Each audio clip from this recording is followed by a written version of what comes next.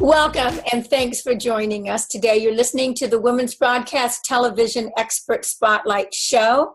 WBTN is the all-women's internet television station with content that's created by women and for women. And I'm your host, Shea Vaughn. I'm really excited about our guest today. She has a varied background, quite impressive. Lorelei Shellist, producer, fashion designer, model, style expert, inner beauty, empowerment coach, author, and speaker. Welcome to the show. Thank you so much. You make me sound like a very busy girl. Yeah. Well, I can see that you're a busy girl too. But, you know, one of the things that I want to ask you is, tell me a little bit about your background as a child growing up. And how did this all evolve for you? Okay, well, let's see. I grew up in Pacific Palisades, California, which is a lovely place to be from.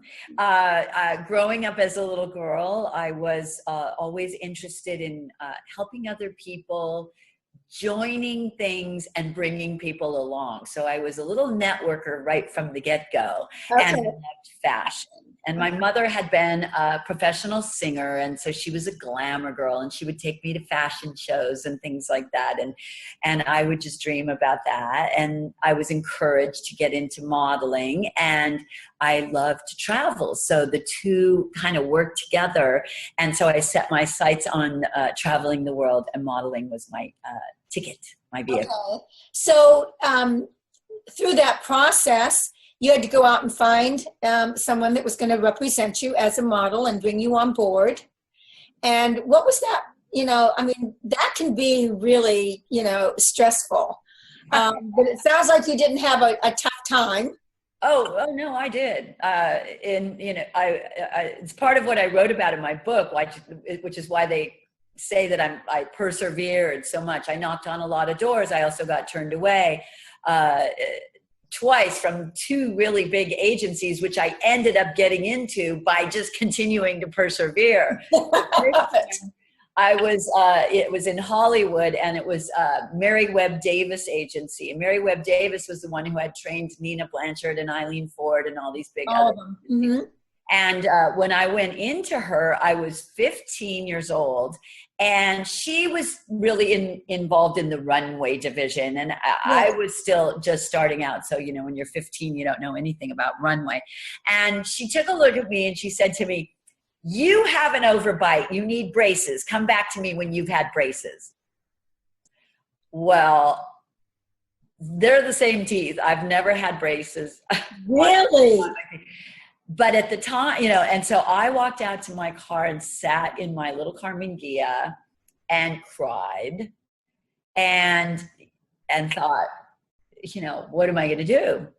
Somehow then things happened in my life, and I got better pictures and a few more connections. And about maybe 6 months later, I got another appointment to go in there. And this time I didn't have to see her. I had to see the guy, Tom Hahn, who was the head of the print department. And he picked me up like that. And he gave me a picture of Christina Ferrara. And he said, "Go and copy this makeup. I'm sending you to the May Company tomorrow morning."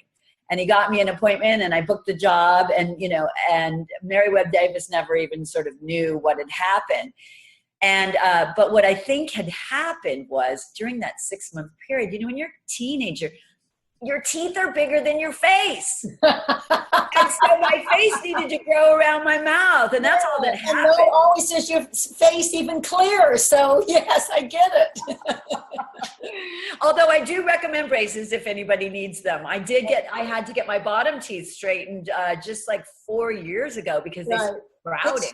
Yeah, of course. So I think that, you know, when people ask me about beauty and like inner beauty and outer beauty, and if you had any work done, I'm like, no, but I've had my teeth fixed. And I tell you, that's what holds my face up. Exactly. You need that lift right there. There's the lift. You have nice teeth too. Well, thank you. Thank you. But all of this I talk about in my book, Runway, Runaway, which is the story of, running away from home. My parents had abandoned me in Los Angeles. They decided to move to another city. And I protested because I knew I wanted to be a model. And I knew that, that moving to San Diego in the early 70s was not a good career move. Yeah. So let me just ask you a question. When you say abandoned you, if you wanted to stay there, now was this when you were 15 years old? Yeah, just before a couple of months before I turned 15. Okay, so you were still in high school. Yeah, I was just about to start high school. Yeah. And so who did they leave you with? No one. They just emptied out the house and left a note on the door and said, if you don't want to live with us, you're on your own. And they left my bedroom intact because I had locked my door when I ran away. But when I came back, the house was empty. So what I did was I rented a room in the attic at a neighbor's house for about $35 a month. And then I continued in 10th grade at Pali High. And then I was working a couple of jobs as a waitress. And we all do the waitress thing, we all do the waitress thing, that's. Oh yeah, gotta be of service. Gotta make some money, right? Okay. Hey, every time I collect a quarter, I remember those tips. Of course. And so you really were out on your own at the age of 15. Yeah. And where did your parents actually move to? They moved to San Diego. Okay. And so did you go visit them, or was this just a real struggle, like a real line of demarcation?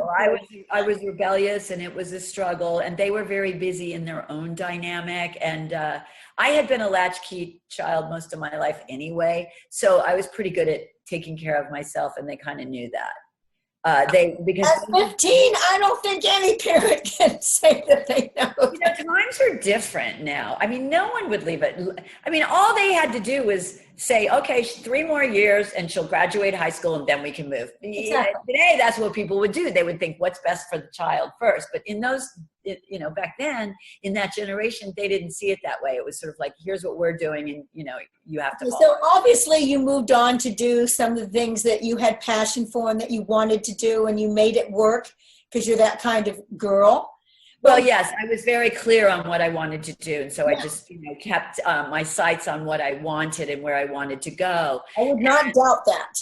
Yeah. And then I modeled in LA for a year, but during that time, I was also working as a nanny, and the family took me to New York and said, you want to be a model, you got to go to New York. So I set up an appointment with Eileen Ford while I was there that summer.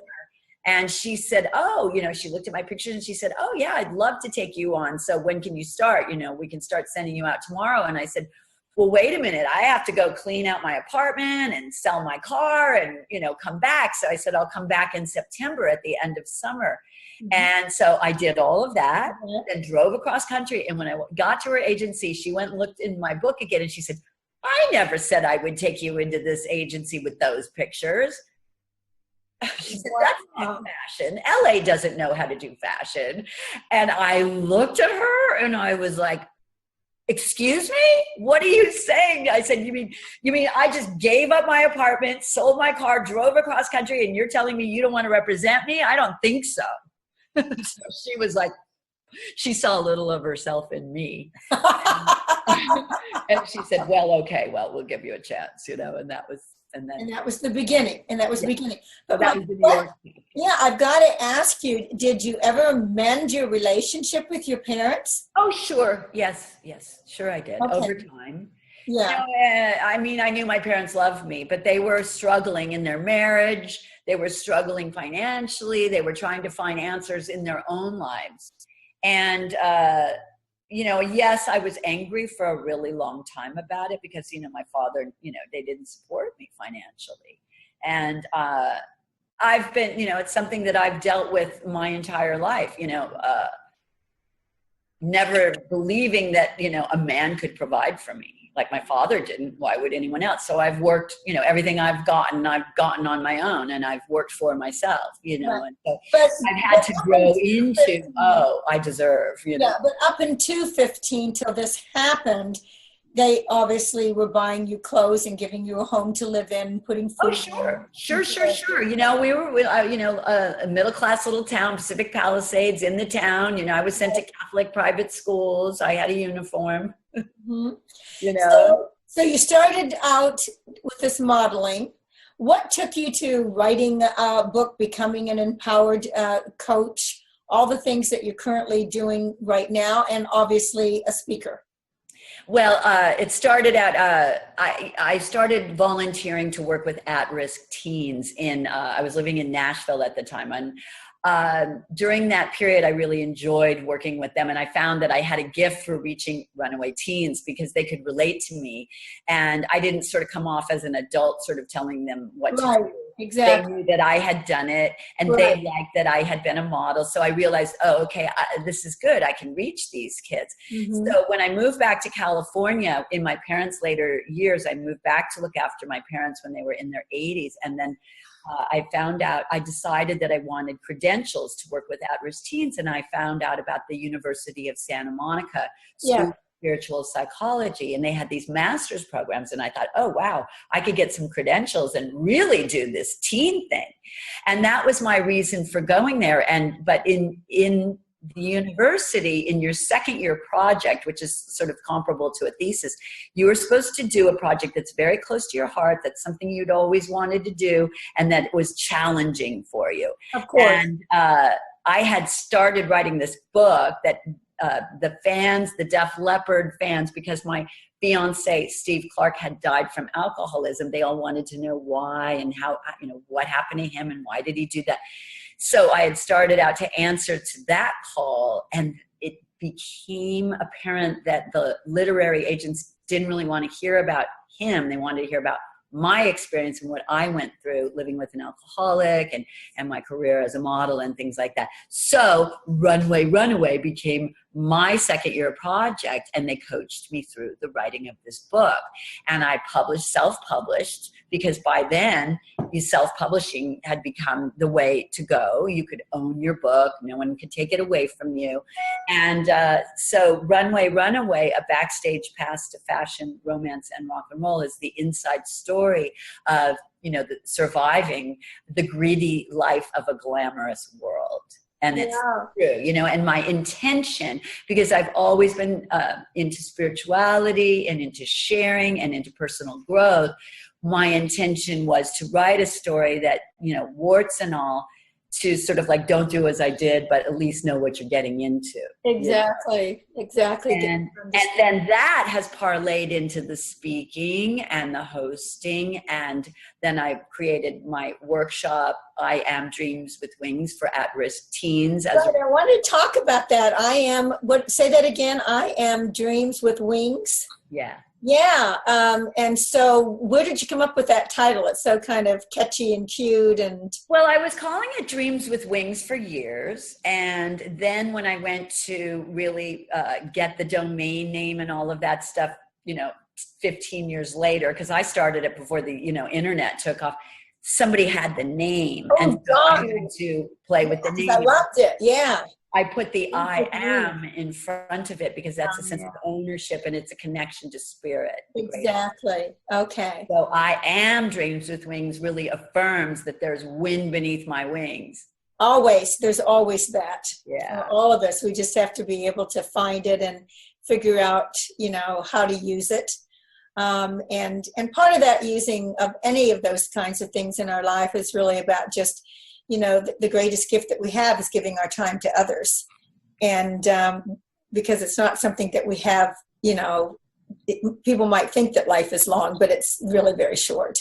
And so many times I see situations where people want to help other people, but it's not really about giving their total self to that person and really caring. I was talking to somebody earlier, and I was saying, one of my failings is that when somebody wants to reach a goal or whatever, I care more about it than they do. I'm like passionate. I'm going to figure out a way for it. And I need to really kind of like let them get there on their own a little bit, because I can't do it for them. And I know that, but I'm so passionate about it. So let's talk about that for a second.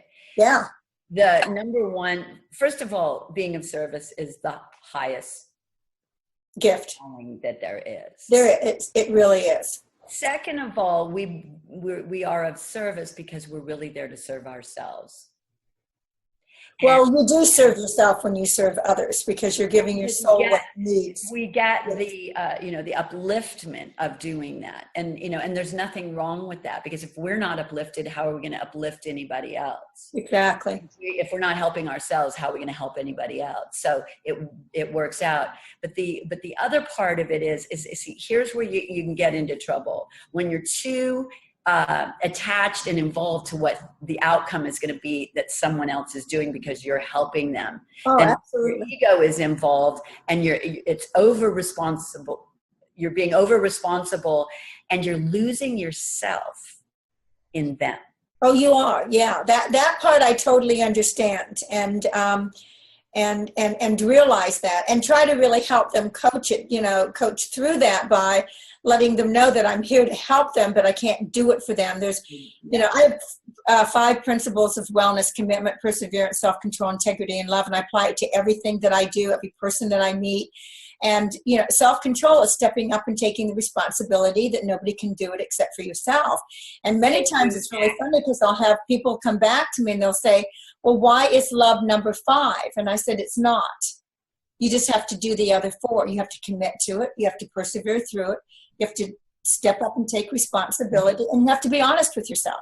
It's like rings on the ladder to the success. Exactly. Yeah. Right. When you accomplish all those things, all the love and the relationships and everything else that you really want to have in your life appear. It's that simple. Yeah. Not easy to do. Also, though, allow people, their own process, their own time frame. Right. Yeah. That's the reason why at the university, they coach you all year long on this, because, things that are important to us when a woman is going after her dream, that's a scary thing. So all our insecurities are going to come up. And so, we may not respond right away. It may take a little more coaching, and it can be frustrating when you're a coach, because you're like, come on, all you have to do is make the phone call, and they're not doing it. But it's like, because they're working through, we are working. They're not there. They're not there yet. And it's really all about, and there's been many books written on it, is trying to meet people where they are. Not where you want them to be, but where they actually are. And you have to really learn to adjust yourself. It's not about them coming up to your level or what you think it's all about. It's really about you meeting them and caring enough to meet them where they are and help them from that point on, not from a different point of view. Yes, well, here it is everything that happens for us. So if it becomes frustrating that somebody's not doing what you think they should be doing, then you have to answer to yourself, and why are you frustrated? So that's what the learning is for us, for you. Yeah. Right. You know what I mean? Yeah. Because then we have to answer to ourselves, like, why is this bothering me? How do I do that to myself? Yeah. So I want to ask you a question. If you had a sentence or a word or whatever to inspire someone, to give them advice that is kind of struggling through some things, not breaking through the barriers that they need to break through or whatever, what would that phrase or those words be? Oh, I always say, don't let your dreams run away from you. And what that means is just hold for yourself. Right. Hold for your dream. Continue to believe in it. Focus on your preferences, and just hold and have faith. Yeah. Don't let it get away from you. No, don't let that run away. Get back here, It's funny though, because I do some public speaking too, but and I hear people talking about, other people's dreams and following them and all of those good things. But the truth of the matter is a lot of people out there that they're kind of like sitting back because they don't know what to say, because they don't know what their dream is. Yes. They don't know what their dream is. But part of learning what your dream is kind of finding out what makes you happy. What do you like doing? And then going, it's there for you.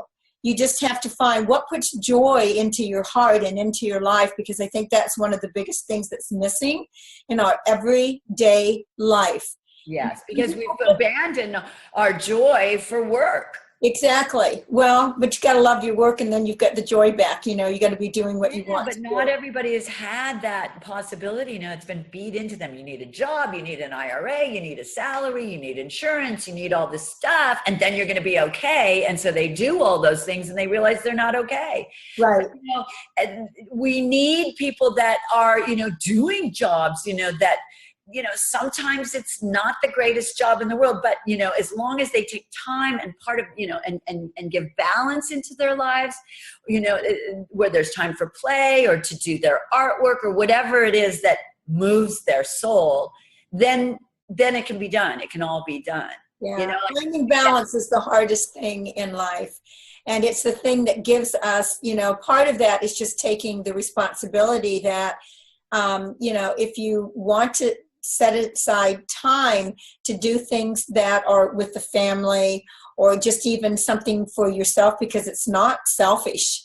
You deserve that. You want to do that. Even in an airplane, they always tell you when, you need to put the oxygen on, put it on yourself first and then give, then help somebody else. But, I think that the things that we have talked about are just so compelling. I think you're terrific. I can see why you inspire so many people and why you've lived the life that you have, and how you just kind of like went on your own, because you have a mindset that is, you're going to do what you're going to do. You're going to make it work, and you're going to figure out how to get that to happen. And I love that. So women bringing together, we definitely believe that uniting women together at WBTVN is really about the women that are changing the world. Not that they will change the world, they are changing the world.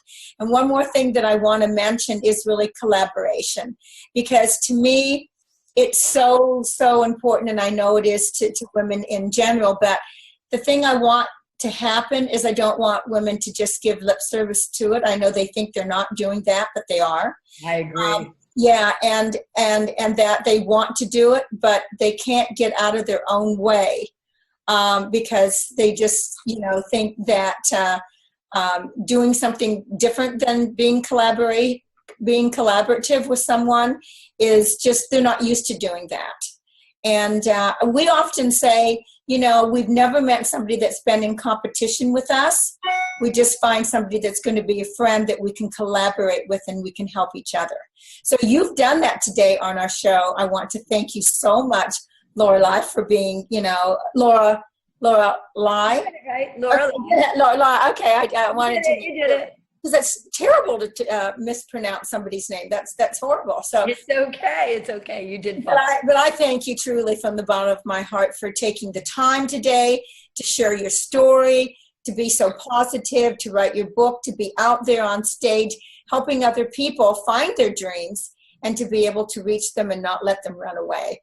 So I want to thank our viewers also for being with us today. And again, you're listening to WBTVN.